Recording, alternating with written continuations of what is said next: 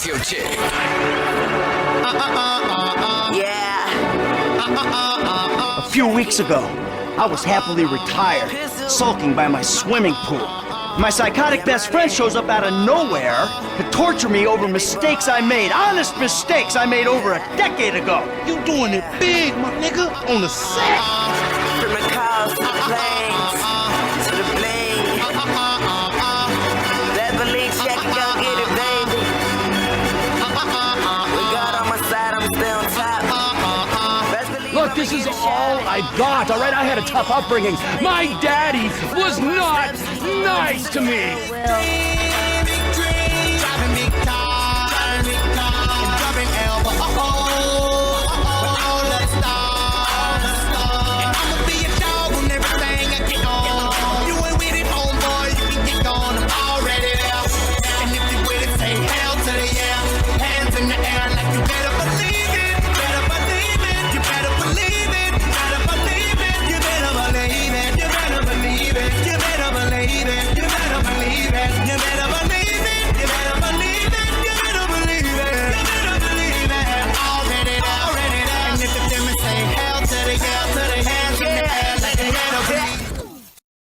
Grand Theft Auto 5 came out so long ago that there are preteens who don't even know that there are like 15 more Grand Theft Auto games that have been released before the 5th one. These kids don't know who Claude is, they don't know Tommy Vercetti, they don't know Big Smoke or the train mission. For decades, Rockstar has been at the top of their game with every single title they've released, not including anything they might have remastered. In my opinion, they're up there with Nintendo when it comes to setting the industry gold standard. And back in 2013, when Grand Theft Auto 5 was released, it cracked the ceiling threshold of what the average gamer thought was possible. The graphics were next level, the story writing and actor performance was phenomenal, the driving felt buttery smooth. Every mission in this game made it emphatically clear that a lot of blood, sweat, and tears were poured into the making of this title.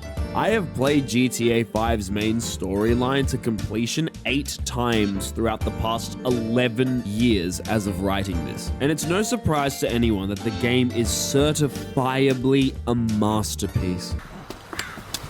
What took you so long? We all know the story of the game. Michael gets killed in North Yankton, he respawns in Los Santos, meets Franklin and robs a Red Rooster for like $5 million before Trevor finds out that he's alive while porking John Pork's girlfriend from the 4th game.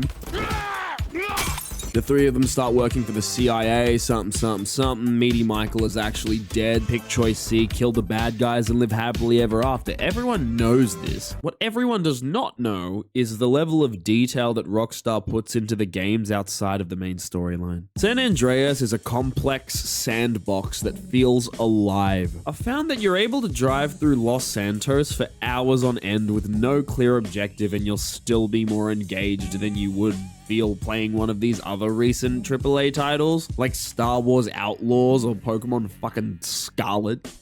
Ew. There are tiny, minute details that Rockstar added into this game just because. However, not every little detail that was incorporated was created equal. A lot of the side content they added into this game, for the most part, is actually pretty good. You can make Michael join a cult, you can be a paparazzi photographer as Franklin, commit a mass shooting as Trevor, which is all well and good, but there is also a lot of dead-end, boring as shit side content in this game too. The stun jumps are completely fine, they're a staple of the entire franchise, but flying under every bridge is such a fucking unnecessary chore. Finding the murderer of Lenora Johnson sounds great on paper, but just ends up being really boring. So does shooting all the Lenny Avery signs, finding all the spaceship parts, and collecting all of the nuclear waste from the ocean. I get that with a big map like GTA 5, Rockstar wanted to utilize as much of it as possible, but they definitely went the wrong way about it. It's also notable to mention that you are able to play through each mission you complete complete multiple times and strive for a 100% gold rating.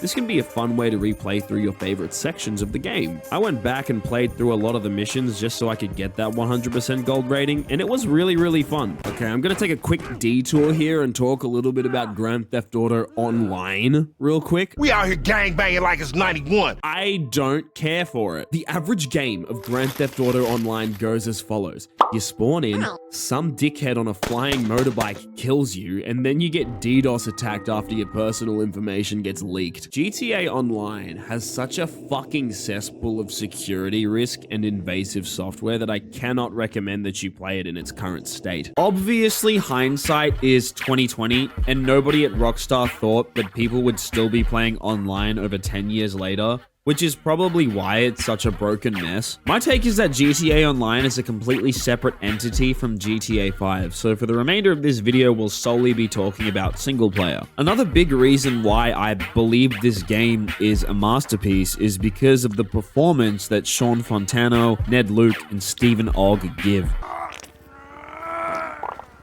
Sweet Jesus. The hell are you doing? Oh, nothing. Are you taking a dump? Why do you care, huh?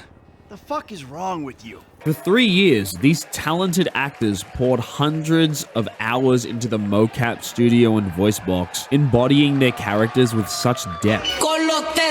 Each of these men made Franklin, Michael, and Trevor household names. To Rockstar's credit, each of their protagonists are memorable in their own way, but comparing Nico, Johnny, and Louise to the cast of GTA 5 is like comparing chalk and cheese. Franklin, Michael, and Trevor are three characters whose dynamics just work. Franklin being the young, naive kid looking to do something bigger and better than small, petty criminal work he's been doing for the CGF. Michael, who screwed over everybody, got to where Franklin wants to be and ended up miserable. And Trevor, who was once the same naive kid Franklin was and being a direct example of someone Michael screwed over. It's also worth mentioning that the rest of the cast who make up each wacky character that GTA 5 has is exceptional within their own right. This is not a game with particularly redeemable characters, but that's what makes each character memorable. Don't get me wrong, there are moments where the writing kind of falls off, but it never feels like a drag. Narrative and storytelling in games has only really become something that people have taken seriously in recent years. So for the time, the story is actually really good. One of the main pieces of criticism that GTA 5 gets is the monotony that some of these missions contain and how linear they can be. And don't get me wrong, I've never been too much a fan of the let's drive a truck for 20 minutes mission, or let's operate the crane mission, or did someone say yoga? But I was still engaged while playing through them. That said, Rockstar did a good job of conceptualizing missions that on paper would be really boring to play through, but when executed were really fun. That's not even mentioning the amazing missions that GTA 5 has to offer. I feel like this is because at the core, Grand Theft Auto has always been a satirical franchise that emphasizes the worst parts of America, New York, California, and Miami being Rockstar's primary target. Fuck, I had something in my throat.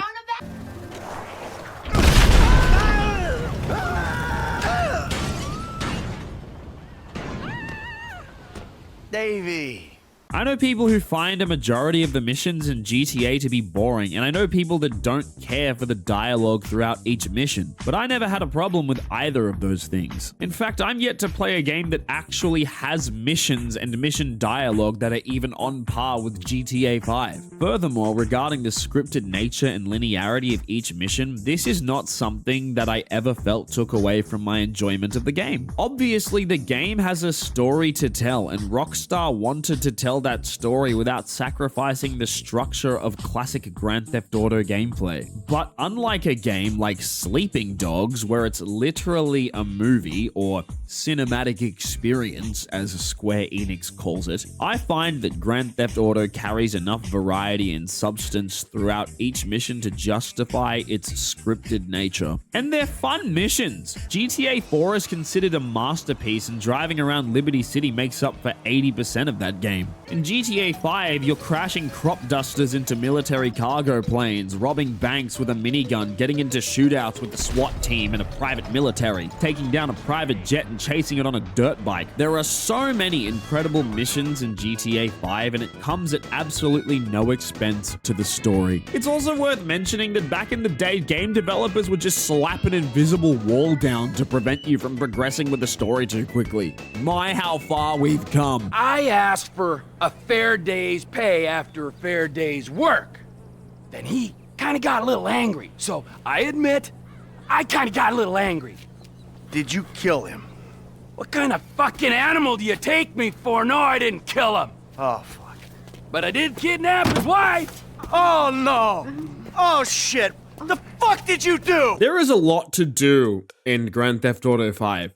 Like an unreasonable amount. You can get your save file to 100% and there'll still be like 50 hours worth of content you hadn't played through. I already talked a bit about the side content, but check it out. In GTA 5, you have the main story content, the side content, and the side content. Because there is some shit buried deep in this game that your average Joe will just never come across. Did you know that if you take a picture of 20 different land animals, you unlock the Kraken submarine, which is like 8 times better than that submersible shitbox that I used to collect the 30 barrels of nuclear waste? If you're in the mountains at 11 p.m., make sure to visit the fucking Ghost Girl, what the fuck? Did you know that there are 1, 2, 3, 4 UFO sightings in the game? There's also an alien frozen under the ice in the prologue mission. Did you know that you can spend like over $15,000 on a shirt by making Franklin join a cult? How about the murder mystery where you traverse through the abandoned mine and find a dead body? I played the ever-living fuck out of this game and thought I had done everything, but then I found out that there are like 27 plants scattered around the map, and when you eat them, you turn into a fucking animal. How did anybody even find this? Now, I know the average Dark Viper AU viewer knew about every single one of these additions, but I didn't know about half of these additions to the game prior to making this video. I'm a motherfucking gangster. You know how I do. I can take care of my sizzle. No, the fuck you kids ain't. GTA 5 is a shining example of exactly what a AAA game should be. I was 11 years old when the game dropped, and now at 22 years old, I can honestly say that GTA 5 is still taking my breath away all these years later. There is a reason why GTA 5 has raked in over $8.6 billion. It's because the game is a triumph and a privilege to play to the extent that I have. It's a rich environment with an engaging story that has not only stood the test of time, but completely fucking aced it. This is a game that truly makes me happy. And regardless of how good GTA 6 is, I'll always hold the 5th game close to my heart.